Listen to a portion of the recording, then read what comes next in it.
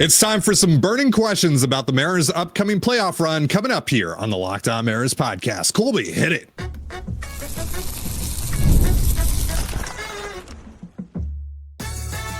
You are Locked On Mariners, your daily Seattle Mariners podcast. Part of the Locked On Podcast Network, your team every day. Ahoy, sailors. It is Wednesday, October 1st, 2025. This is Teddy Gonzalez and Colby Patnode for the Locked On Mariners podcast, part of the Locked On Podcast Network, your team every day. This episode is brought to you by Gametime. Download the Gametime app, create an account, and use the promo code LOCKEDONMLB. That's LOCKEDON MLB for $20 off your first purchase. And as always, if you want to hear from me and Colby even more and help support the show, you can check out our Patreon. All you have to do to check that out is click the link in the description of this episode. Today, we are joined by Anderson Hirst of the Mariners POSTCAST to answer some burning questions ahead of the Mariners postseason run. Now, I'm more so going to play the role of moderator today. I've got a list of questions I'll be asking Anders and Colby here, covering a variety of Mariners playoff topics. But before we get into that, firstly, we have some start times for games 1 and 2 of the ALDS. Well, kind of. We have the time for game 2 on Sunday. That's confirmed. It's going to be at 5:03 p.m. Pacific time. Game 1 on Saturday will either be at 1:08 p.m. Pacific time if the Red Sox advance, or 5:38 p.m. Pacific time if the Yankees advance. I'm not sure why that matters, considering, those two teams play in the same time zone. They would be going to the same place. They're both insanely popular. Whatever. There you go. So depending on who wins the Yankees Red Sox series, those are your start times for Saturday. Anyway, let's get into these questions here. I'll just ask you guys the most popular question that is being asked all across the Mariners sphere right now. It's the one that we got a lot during Mailbag Monday. Who starts game 1? For me, it's Logan Gilbert. I think I would still say him even if Brian Wu was healthy. Now, I realize that Brian Wu's had the better season overall, but I still have faith in the guy that has pitched in the postseason before, number one. Number two, has just the ceiling where he can dominate a lineup. I know Brian Wu has been really, really good this year, but it's just been more of a consistency good where he just gives you 6 innings of 2-run baseball every single time. Logan Gilbert can go 7, even 8 on occasion, just depending on how that all plays out. And he can throw 14 strikeouts. And he does have the blow up inning every once in a while, but I got to go with the high ceiling guy in game 1 just to kind of set the tone for the rest of the series. Yeah, I don't trust Logan Gilbert. Like, I know the numbers are great and all that, but he's got, just as much of a chance to go 5 innings and give up 3 runs as he does to go 8 and give up 1. I mean, the guy can't, he can't pitch efficiently. He's throwing 100 pitches to get through 5 every time. Now, in the playoffs, that's a little less important. And obviously, you do generally want to miss as many bats as possible. So that does point to Logan. I think I'd probably go George in game 1, assuming Wu is starting game 2. I would think I'd probably go George. He's proven to be a playoff, producer as well. And he can definitely miss bats. He's made a little tweak to his 2-seamer, which is really helping with the swing and miss. And he's going to throw strikes. He can have efficient innings. He's more likely to go 7, 8 innings, I think, than Logan Gilbert, just based on what we've seen this year. He's also throwing the ball a little bit better than Logan right now. I know that, Logan had a really nice outing statistically against the Astros, but Logan's starts are like pulling teeth right now. And also I'm kind of thinking like who's starting game 3? Well, on the road, Logan's swing and miss stuff plays anywhere. But at home, you might want that little bit of an advantage. So I kind of considered Luis Castillo too. I wouldn't write him off completely. He's been on a heater and he's very good at home as well. But assuming Wu is starting game 2, I probably go Kirby. But, it's a little bit tough because in game 2, if you're facing Skubal, right, in game 2, maybe you do want to go with the highest upside, and that would probably be Logan. So it not necessarily locking in Wu to game 2, but if he is, and we're going to assume that, I'd probably go Kirby. But honestly, I really don't think there's a wrong answer here. Like, it's just roll with your your gut and what the matchups tell you. But like, you could give it to Luis, and I would totally understand. You could give it to Kirby or Logan, and I mean basically anybody but Bryce Miller, and we know Miller's not going to make a start in this series. So, it'll be interesting to see what they do. It's a good problem to have. And I honestly would go Castillo game 2 no matter what, no matter who you're starting in game 1, because I want to guarantee a start at home for him, because I think he is the biggest difference between home pitcher and away from home, especially at this time of the year. So I think that's just, for me, that's the biggest like certainty for me is game 2 is Castillo. You could, and I totally agree with you. Any one of those other 3 you could name in the game 1 or game 3, game 4 slot. So yeah, I think you could go either way. You can't really go wrong. I think ideally, like if it was just health wasn't a factor here, it would be Wu in game 1 because you know that you can have him for game 5, and then Castillo in game 2, and then when you go on the road, it's Kirby and Gilbert, for those games. So I think that's how you would ideally line it up. But the Mariners seem to really want it to be game 2, and that's if he can pitch at all. We still don't know if he's going to be able to make that start or not, but. Yeah, I would like Castillo at home. And if you start him game 1, then you do have an opportunity game 5. If you need it, he would be starting at home again. All right, next question here. If the Mariners have a postseason hero, who will it be? Now, it could be someone who comes through with a big hit, big home run, or just someone who goes on a complete tear over the, hopefully 3 series that the Mariners play this month. I'm just trying to figure out who I want to curse the least. So yeah, I mean, the easy answer is Cal. It's the year of Cal. Julio would be another easy answer, but I don't do easy answers. So I'll give you, I know Ty has somebody in mind. He's going to chime in on this question. So I'll leave that guy on the table, and Anders might steal him, but I'll go way off the beaten path. You ready for this, Ty? You'll love this one. Go for it. God. Emerson Hancock. Oh my God. Emerson Hancock is going to turn himself into the 3rd high leverage reliever of this playoff run. No. Seriously though, I think Josh Naylor. I think Naylor is going to be the guy who he's kind of already become that guy, but I just feel like Naylor has another gear.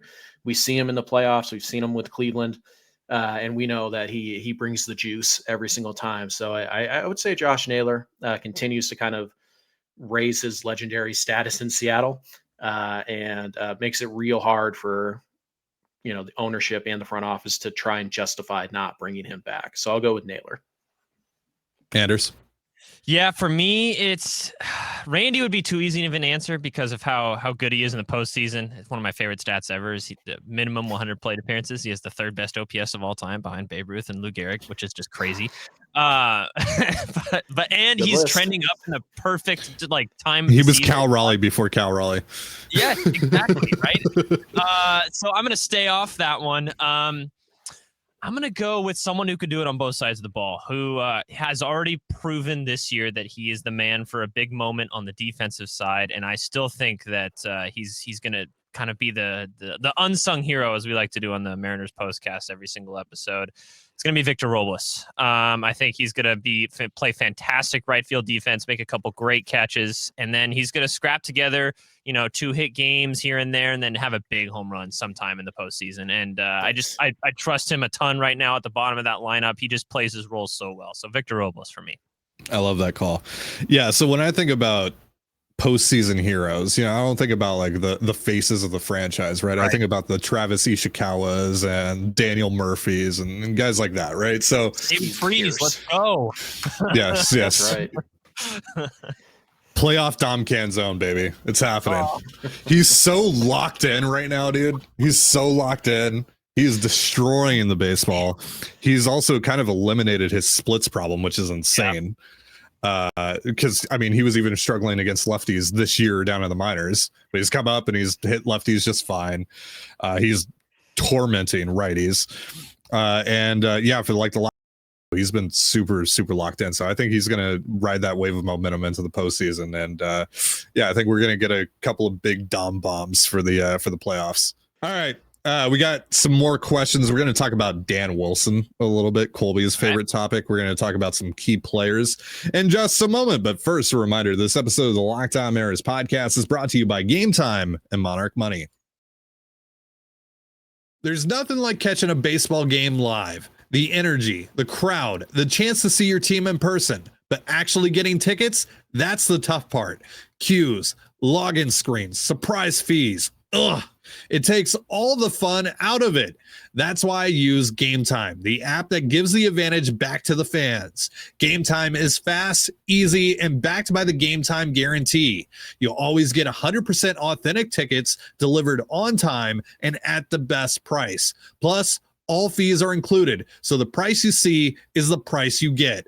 Download the Gametime app, create an account, and use the promo code LOCKEDONMLB for $20 off your first purchase. Terms apply. Again, that's promo code LOCKEDONMLB for $20 off. Swipe, tap, ticket, go. Download Gametime today. Most people can't name all their financial accounts or even what they're worth, whether it's 401ks, properties, or investments. And when you don't have the full picture, you can end up leaving money on the table.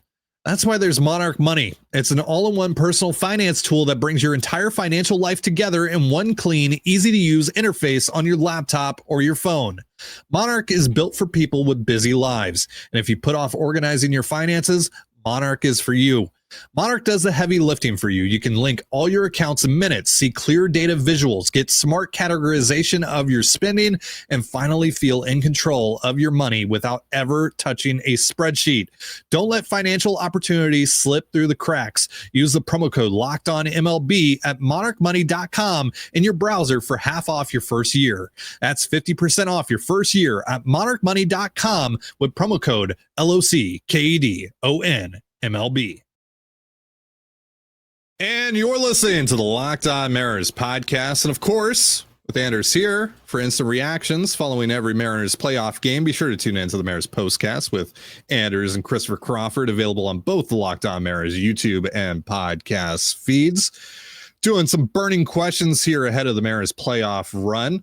Next question I got for you guys.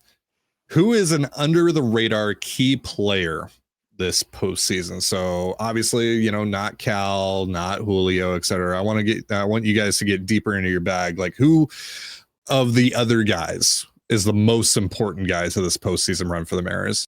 Yeah, this guy isn't even really that under the radar because he's been such a big part of the team, but I'm going to do this aspect of his game, and it's going to be JP Crawford's defense, because he needs to be at least average shortstop for this entire playoff run if the Mariners hope to do what they want to do. And to be honest, he wasn't that in the last month or so of the season. So I hope he gets healthy. I heard he was dealing with some stuff. That's why his throws just looked there was no confidence in them whatsoever. But you need your shortstop to be able to make plays, because just one misplay, we've seen it already in this early part of the wild card. Like, misplays are everything. So yeah, I know he isn't really an under the radar guy, but I'm saying that aspect of his game that a lot of people can overlook needs to be elite. Not elite. It needs to be at least an average shortstop, which again, he hasn't been recently. So yeah. Don't feel too bad. I was also going to say JP Crawford. Oh, dang it. I mean, what he does at the bottom of the order, he had a great month at the plate in September, and that's huge, obviously, especially if Randy's going to get going as Cleveland takes a 1-0 lead. Awesome. Yep. So, yeah, I mean, like what JP does at the bottom of the order, especially if Randy's getting going, and then Cal, not a great series to end the year, but he's swinging for the fences every time, whatever. Yeah. What he does at the bottom is so huge, but to give you another name, I think Matt Brash is a huge one here. The Mariners, they have their closer. They have Munoz. They have Spire, who you feel great about against left-handed hitters.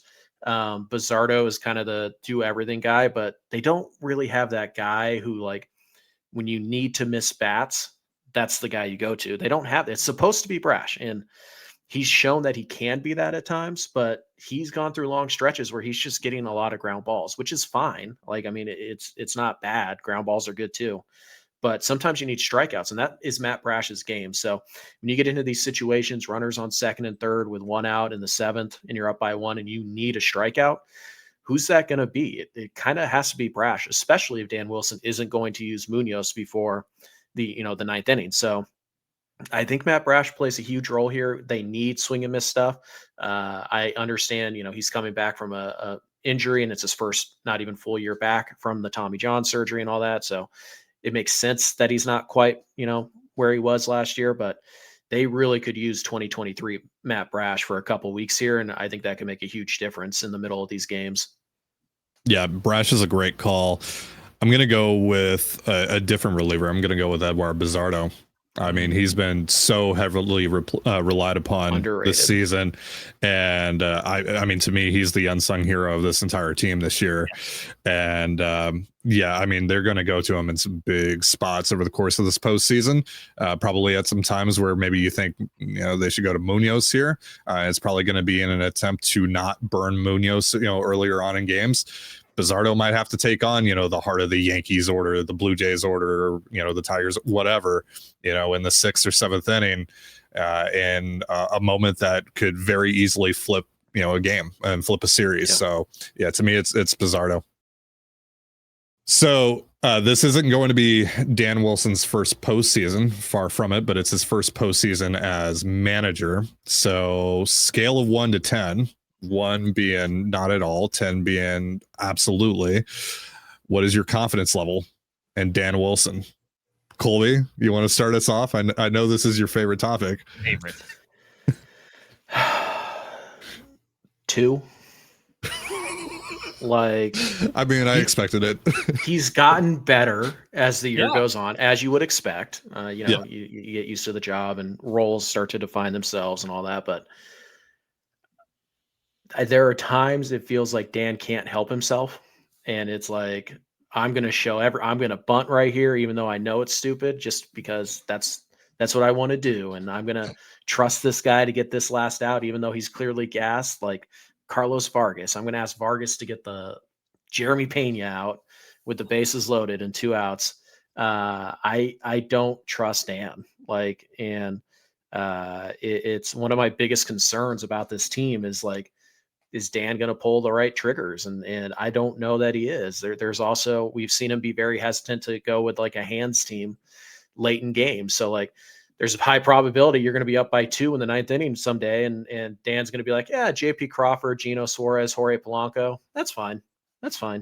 Randy in left field. Yeah. I know we have, Robles and Rayleigh on the bench. And I know that we have Rivas and Williamson and blah, blah, but we'll veterans. And it's like, I mean, you can do that, but I don't like that. I don't think Dan's very good at this yet.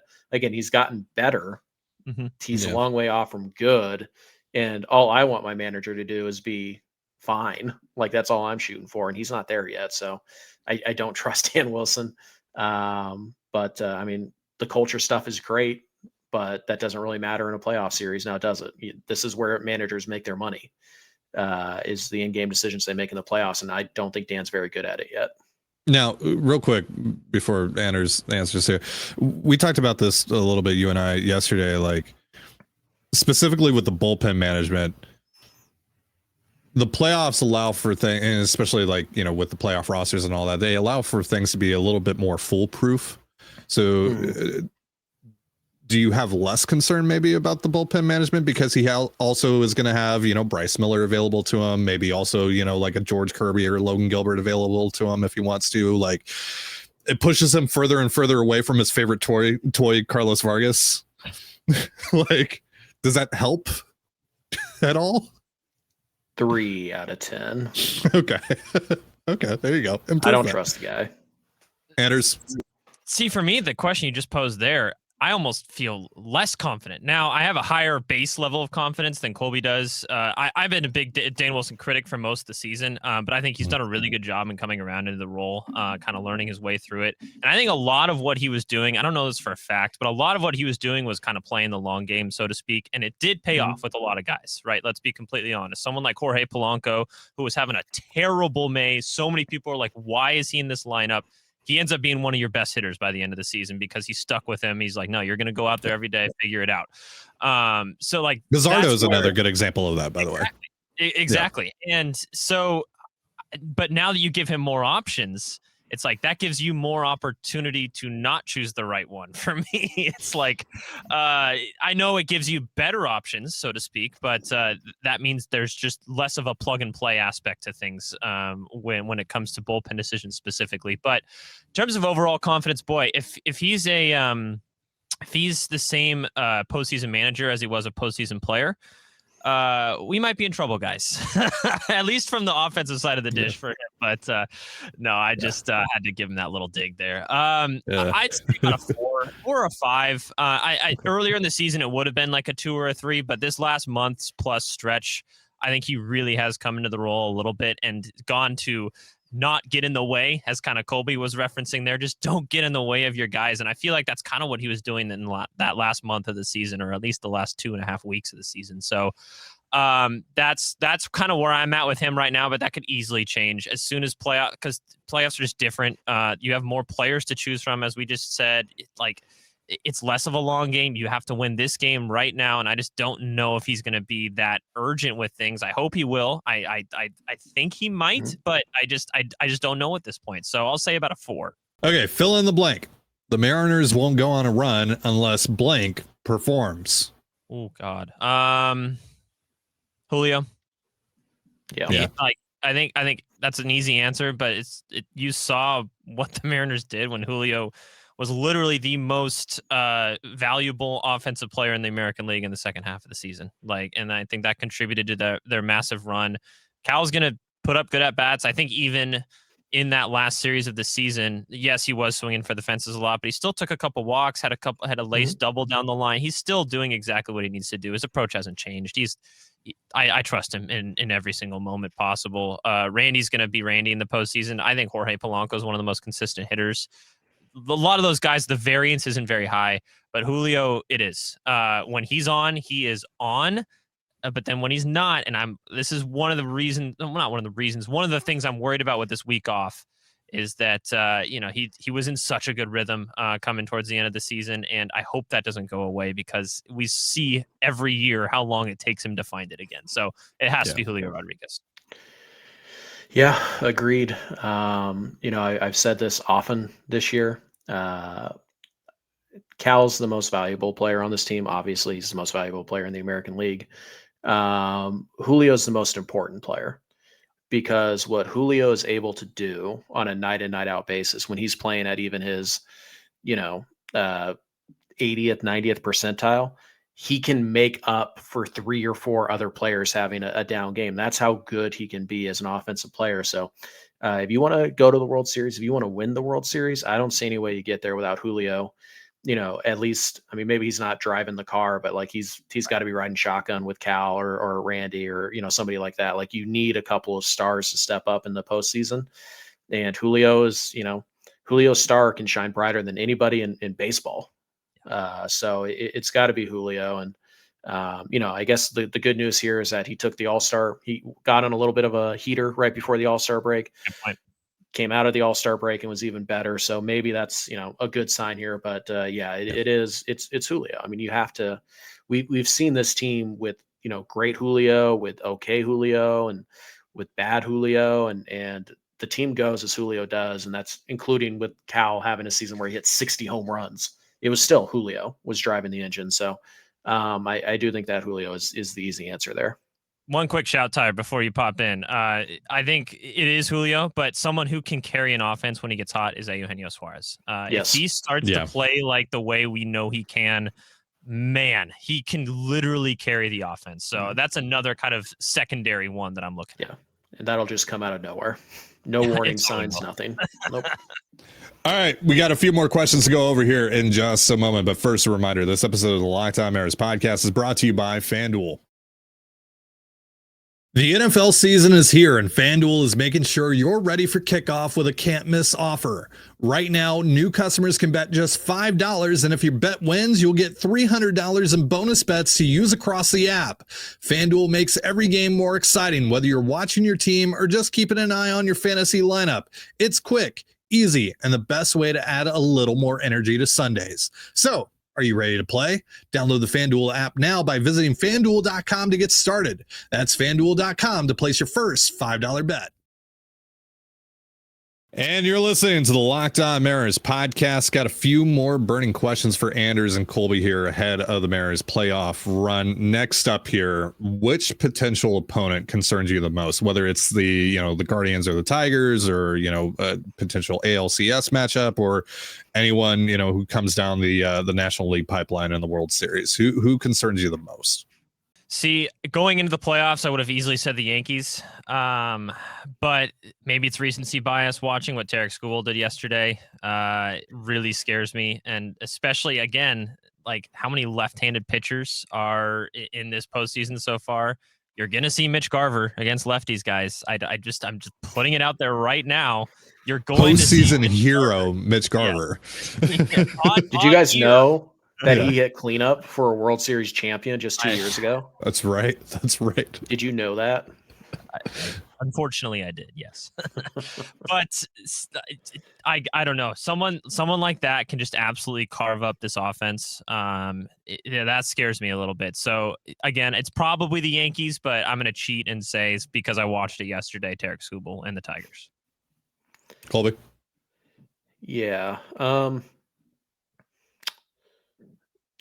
I would say it's the Phillies.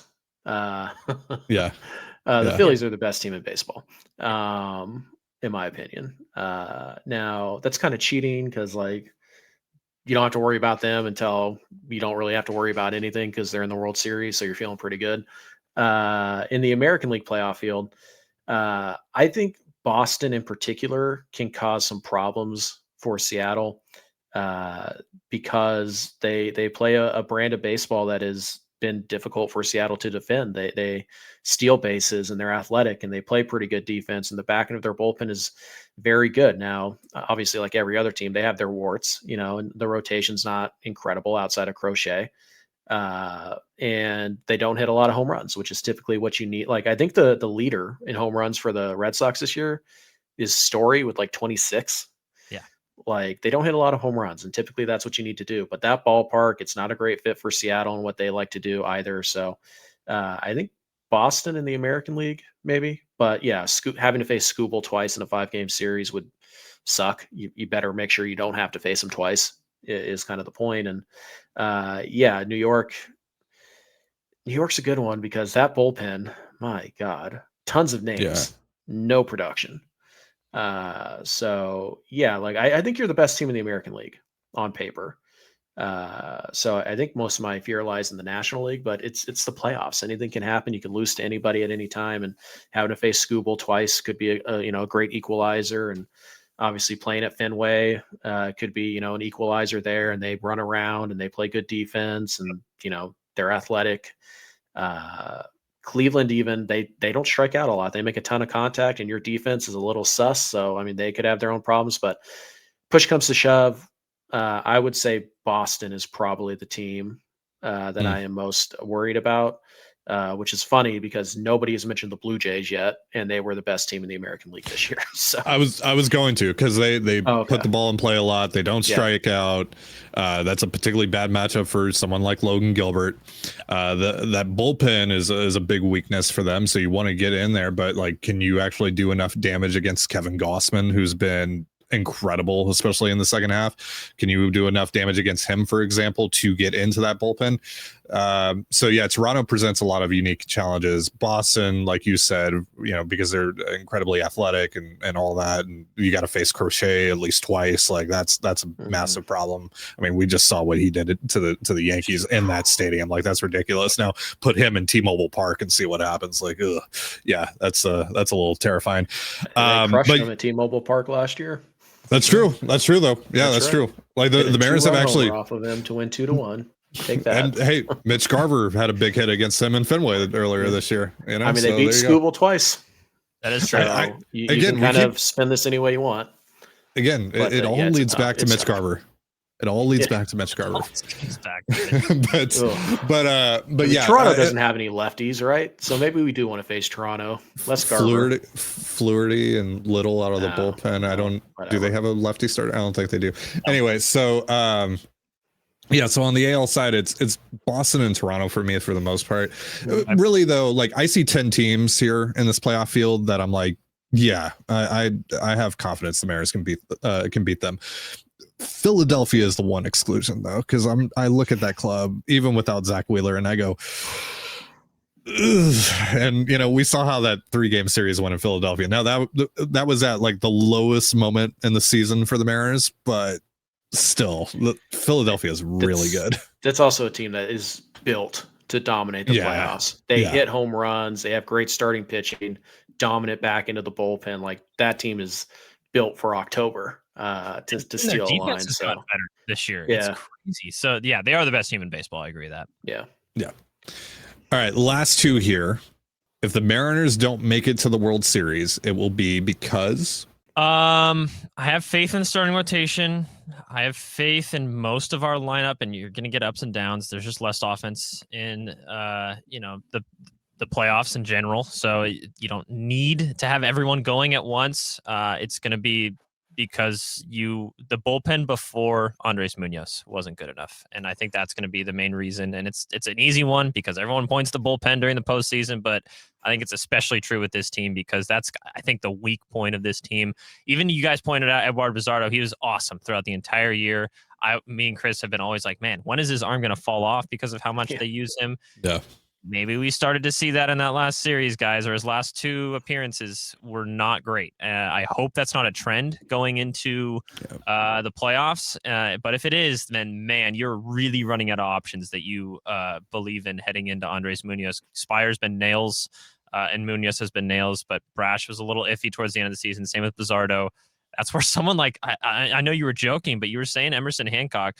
I honestly wouldn't be entirely surprised if he comes out and is like, a starter gets roughed up. He comes out in like the 3rd or 4th inning and throws 4 innings of just dominant stuff. So, I mean, you never know what can happen at this point, but that will be the reason why I think if the Mariners don't do what they want to do, that it'll be mainly because of the bullpen. Yeah. I mean, there's a pocket of righties in the lineup. Hancock that we saw against the Rockies. Now, granted, he was basically pitching against the Arkansas Travelers, but that low arm slot with that sweeper, like that's going to be tough for righties. So he could play a role here. And maybe does he earn that trust quick enough to get you there to kind of replace a tired Bizzardo? Man, I feel like Bizzardo and Brash needed this 5-day break more than anybody on the team. Yeah. But yeah, they don't get there. It's going to be because Dan Wilson. No. I am ultimate. I mean, yeah, it's a viable answer. It's very possible. I could definitely imagine us doing a show here in the next week or two and being like, yeah, it was Dan. I mean, like that's our leading story here. Yeah. I think, the middle innings, the bullpen depth is something legit. And it's why I really wanted them to get another reliever at the deadline and not Caleb Ferguson, who's been fine, but not, better than that. Maybe Bryce Miller is that guy. So maybe I'm pretty concerned about the defense. I know it's about home runs. That was going to be my answer. Yeah, I know it's about home runs. I know it's about, pitching and all that, but like defense is part of pitching. And the Mariners are, I would say, at best average to below average at second base, shortstop, third base, left field. And depending on who's in right field. Like if it's Canzone, it's below average. If it's Robles, that's good. So like you're only going to be plus defensively at catcher and center field for a majority. And I guess first base.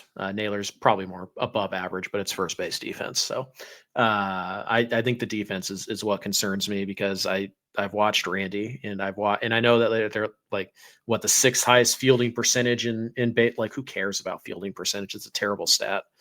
So yeah, it's the defense. I'm a legitimate concerned about that. And it really mostly the left side of that infield with JP and Gino. That's not a lot of range there. So maybe the answer to this final question is just they answer your concerns that you just aired. But if the Mariners make it to the World Series, win the World Series, what have you, it will be because Dan Wilson.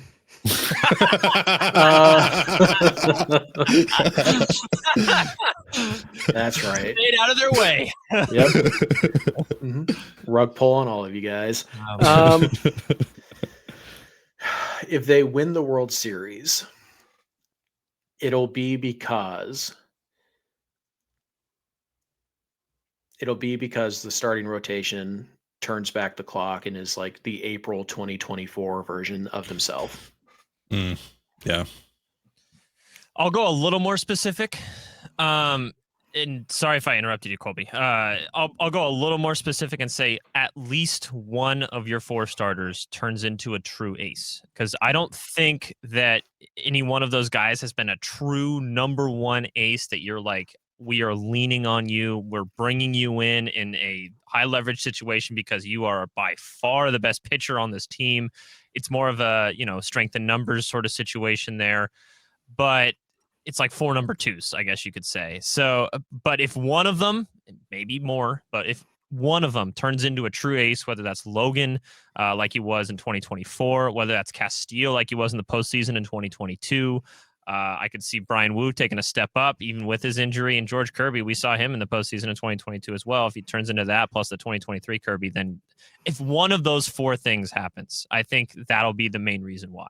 All right, well, that is going to do it for our show. Thank you so much for joining us here on the Locked On Mariners podcast. For Colby Patnode and Anderson Hirst, I'm Titan Gonzalez. Be sure to give us a follow on Twitter at @LO_Mariners. You can follow me at Titan Gonzalez, Colby at CPAT11, that's CPAT11, and Anders at Anders Hirst. We're also on Blue Sky. You can follow me at TDG, Colby at MLB Colby, and the show at Locked On Mariners. You can also find us on Instagram at Locked On Mariners. Have yourself a beautiful baseball day, and we'll see you next time. Peace.